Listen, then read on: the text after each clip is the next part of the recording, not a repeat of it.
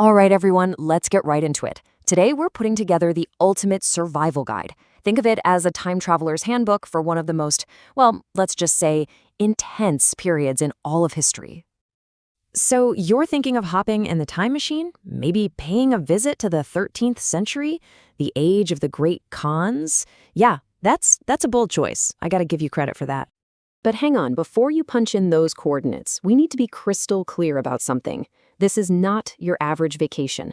I'm talking about what might be the single most dangerous trip you could ever take. And no, I am not exaggerating one bit.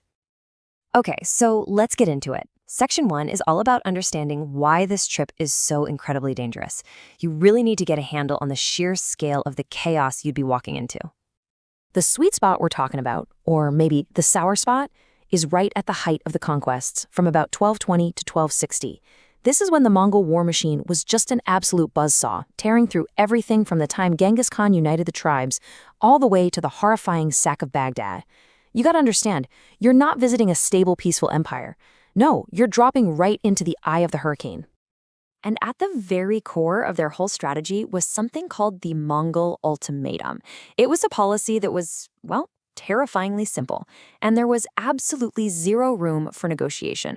The choice they gave cities was black and white, and the consequences? Oh, they were absolute. This wasn't some empty threat they were throwing around. It was a promise.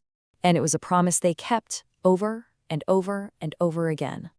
And if you're kind of wondering, what does destroyed really mean? Well, let's take the sack of Baghdad. We're talking an estimated death toll of over 1 million people. 1 million. The city literally burned for weeks. And that right there is why our #1 unbreakable rule is going to be, if a city decides to fight back, you get out. Period. Okay, so you get the picture, right? The stakes are unbelievably high. So let's get practical. Welcome to Section 2, the Survivor's Field Guide.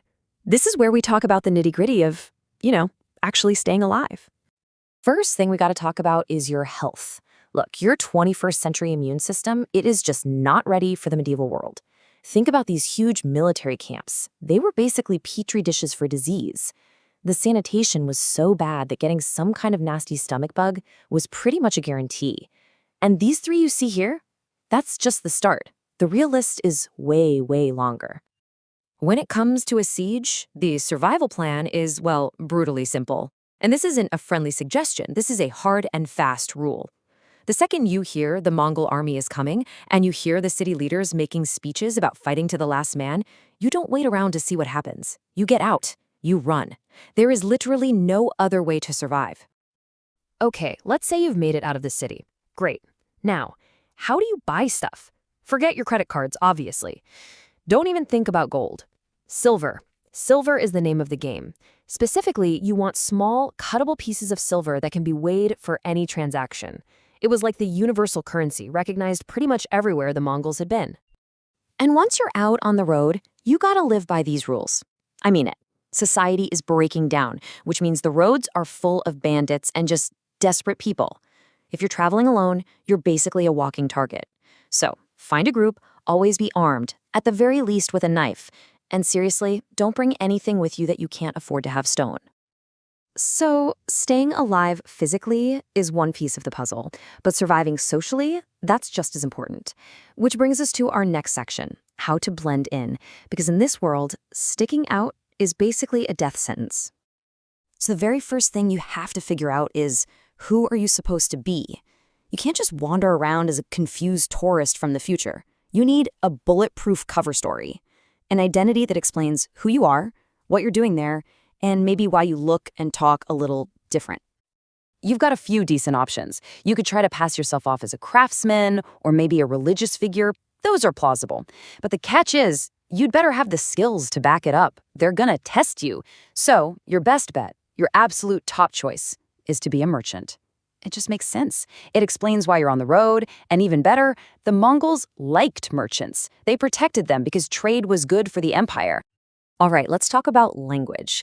This is tricky because the Mongol Empire was a total patchwork of languages.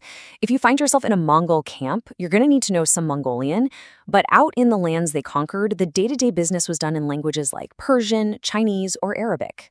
The good news is, your merchant cover story helps here too.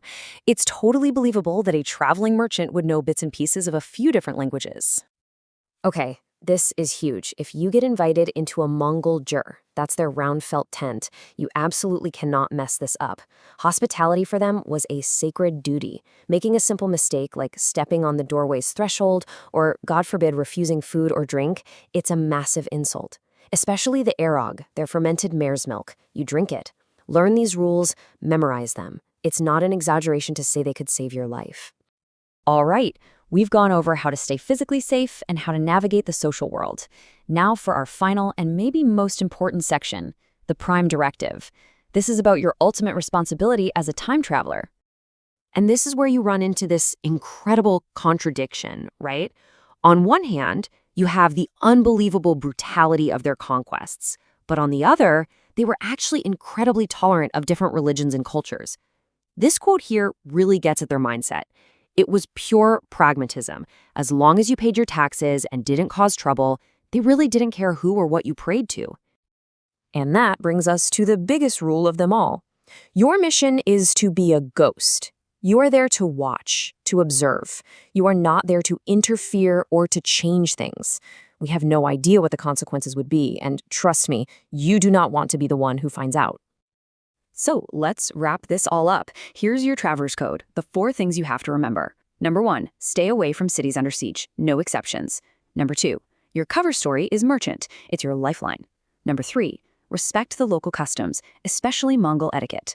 And rule number 4, the big one, you're just there to watch, don't change a thing.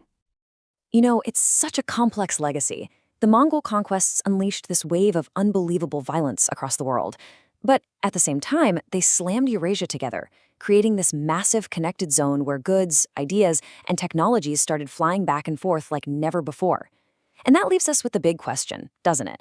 They basically built a bridge connecting the East and the West, but was that bridge worth the absolutely horrific price that was paid to build it? Something to think about on the trip home.